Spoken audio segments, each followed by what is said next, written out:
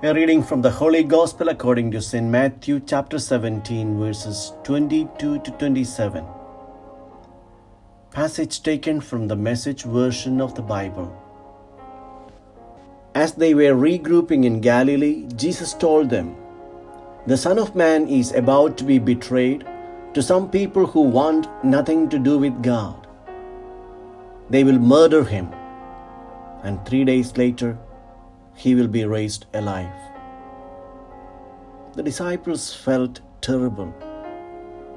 When they arrived at Capernaum, the taxman came to Peter and asked, "Does your teacher pay taxes?" Peter said, "Of course."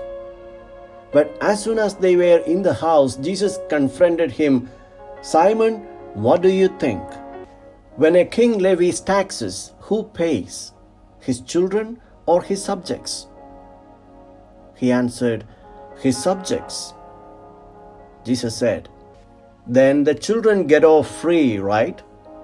But so we don't upset them needlessly, go down to the lake, cast a hook, and pull in the first fish that bites.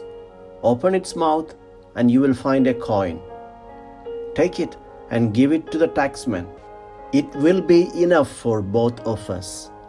The Gospel of the Lord.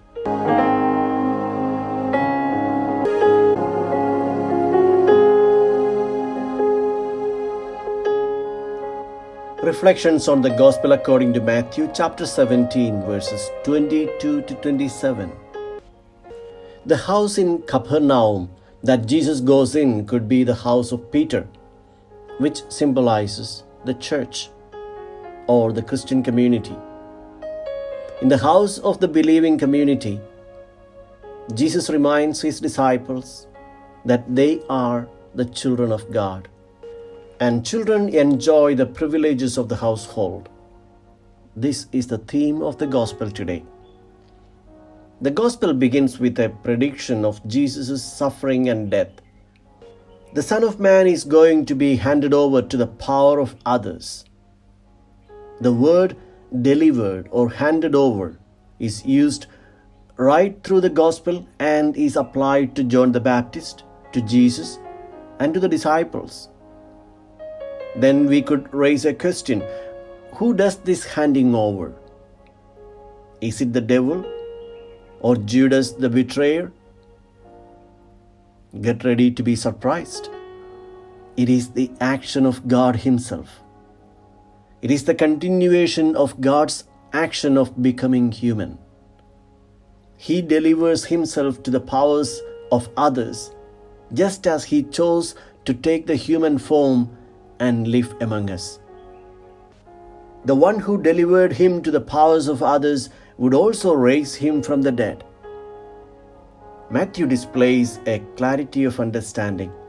He wants to make it clear for his community that in spite of the horrifying tortures and crucifixion that Jesus suffered, He was in total control. He knew it well beforehand, and with full knowledge walked into His passion and death. It was all according to His divine plan. The question on paying temple taxes is found only in the Gospel of Matthew, perhaps because Matthew comes from the background of being a tax collector himself. But through this incident, he brings home a consoling message to the members of his community, that they are all members of God's household. The argument that Jesus makes is that the temple ought to be the house of God. God's house is also the house of the children of God. We are God's children. We should therefore be exempt. This passage seems to reflect a dilemma of the early church. Should the Jewish Christians continue to pay the temple tax? Or should the Christians in general have to pay tax to a pagan government, especially one whose emperor claims to be himself a god?